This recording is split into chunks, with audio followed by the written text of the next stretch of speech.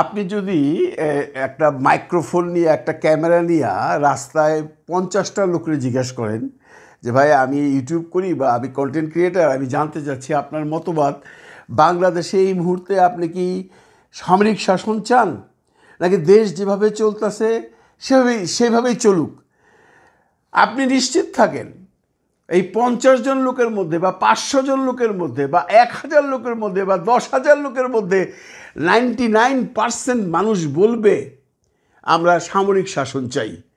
কারণ দেশের যে পরিস্থিতি, মানুষের নভিশ্বাস উঠে গেছে, কেউই আর এখন শান্তিতে নাই।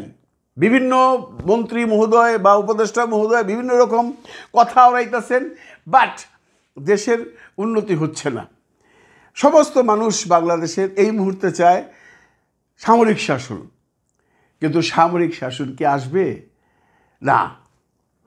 এমনটি ইঙ্গিত দিলেন আজকে আমাদের সামরিক প্রধান ওয়াকারুজ্জামান সাহেব।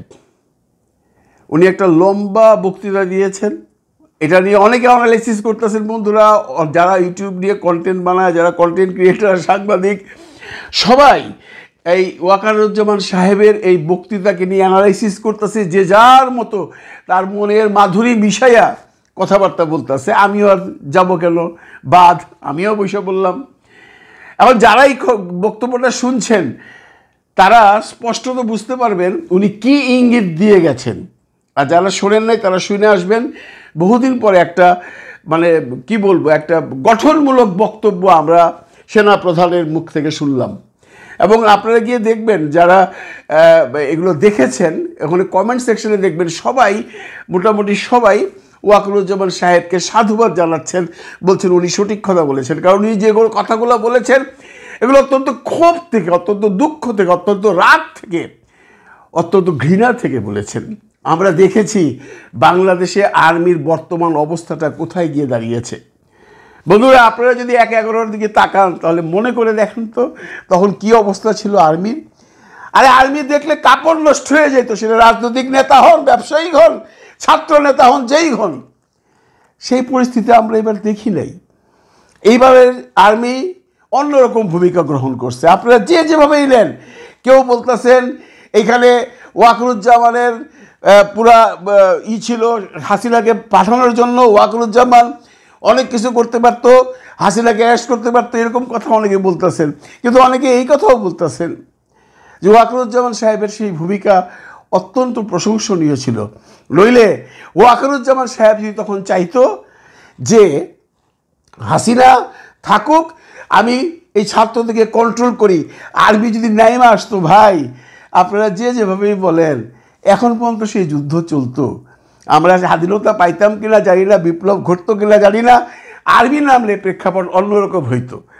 ওয়াকারুজ্জামান সাহেব সেটা করে নাই। কিন্তু ওয়াকারুজ্জামানের যে ভূমিকাটা আমরা দৃশ্যত দেখছি, তাতে আমরা সাধারণ জনগণ খুশি। বিশেষ করে আমি আমার ব্যক্তিগত মতামত দিতে পারি, আমি খুশি। উনি একটা রক্তক্ষয়ী যুদ্ধ থেকে দেশকে বাঁচিয়ে তখন হাসিনাকে পাঠিয়ে দিয়ে দেশকে শান্ত করে বিপ্লব ঘটিয়েছেন। সেই বিপ্লবের ফসল এখন কার ঘরে তুলবে সেটা নিয়ে আমরা ঝগড়া করছি। আমরা সেই জাতি, যে জাতি আর্মিকে দেখলে কাপড় নষ্ট করে দিতাম, তারা আর্মির সামনে ভুয়া ভুয়া বলি, আমরা তাদের উপর বুলডোজার তুলে দেব বলে থ্রেটনিংও করছি। সেই দিনও আমরা দেখছি। ওয়াকারুজ্জামান সাহেবের ক্ষোভ থাকবে না কেন? আর্মির ক্ষোভ থাকবে না কেন? 100 বার থাকবে। উনি যে কথাগুলো বলেছেন স্পষ্টত একটা ইঙ্গিত দিয়ে গেছেন ভাই, যে এই যে যারা হানাহানি, মারামারি, কাটাকাটি, রাজনৈতিক নেতৃবৃন্দের মধ্যে দলাদলি করছেন, তারা যদি সাবধান না হন তাহলে দেশের সার্বভৌমত্ব নিয়ে নাড়া দেওয়া হবে। যারা সার্বভৌমত্ব সম্পর্কে বুঝেন তারা বুঝে নিতে পারেন উনি কোন দিকে ইঙ্গিত করেছেন। উনি রাজনৈতিক নেতৃবৃন্দকে আঙ্গুল দিয়ে দেখায় দিচ্ছেন যে আজকে এই যে পরিস্থিতি হচ্ছে বাংলাদেশে, এই যে অস্থিতিশীলতা, এই যে আইন শৃঙ্খলার অবনতি, এর মূল কারণ রাজনৈতিক নেতৃবৃন্দ। কিভাবে উনি বুঝিয়ে দিয়েছেন যে আপনারা যদি আপনাদের দলকে কন্ট্রোল করতে না পারেন, আপনি যদি নিজে ঠিক না থাকেন, আপনি যদি নিজে সৎ না হন, তাহলে আপনার নিচে যে সমস্ত কর্মীরা আছে তারা সৎ থাকবে না।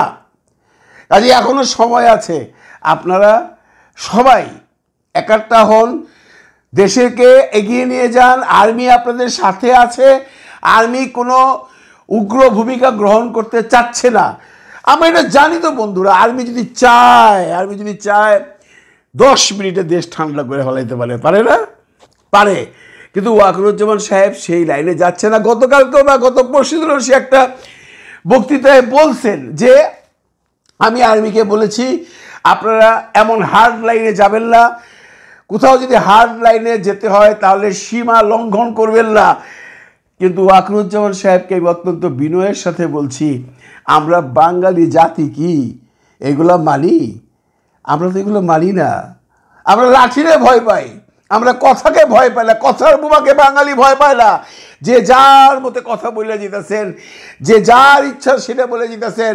আমরা সেই বাঙালি যে আর্মি আমাদেরকে এত হেল্প করে এই বিপ্লবের সময়, আমাদের বিপ্লব ঘটানোতে একাগ্রতা ভূমিকা গ্রহণ করলো, তাদেরকে আমরা ভুয়া বলতেছি 32 নম্বরের বাড়ির সামনে। ক্ষোভ থাকবে না কেন আর্মি প্রধানের?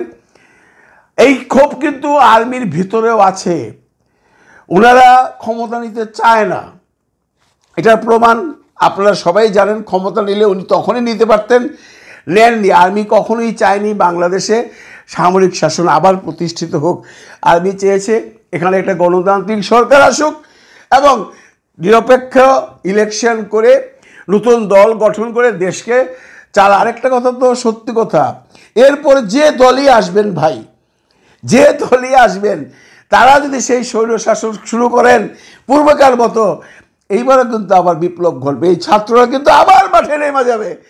এরা একবার যখন বাঘকে মাংসের স্বাদ দেওয়া হয়, তখন সেই বাঘ কিন্তু সবসময় মাংসই খেতে চায়। বিপ্লব ছাত্রদের মধ্যে ঢুকে গেছে।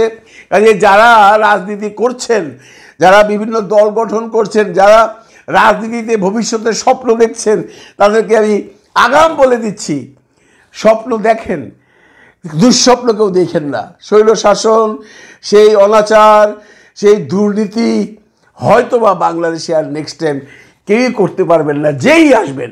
আমার এখন প্রশ্ন হলো, ওনার এই এত বড় বক্তব্যটা কত পার্সেন্ট রাজনৈতিক নেতা শুনবেন? আমার সন্দেহ আছে। আমরা যদি কেউ ভেবে থাকি যে সেনাপ্রধানের এই বক্তৃতার পর দেশ ঠান্ডা হয়ে যাবে, সব সোজা হয়ে যাবে, সব কিছু পাল্টে যাবে, তাহলে বোধহয় আমরা ভুল করছি।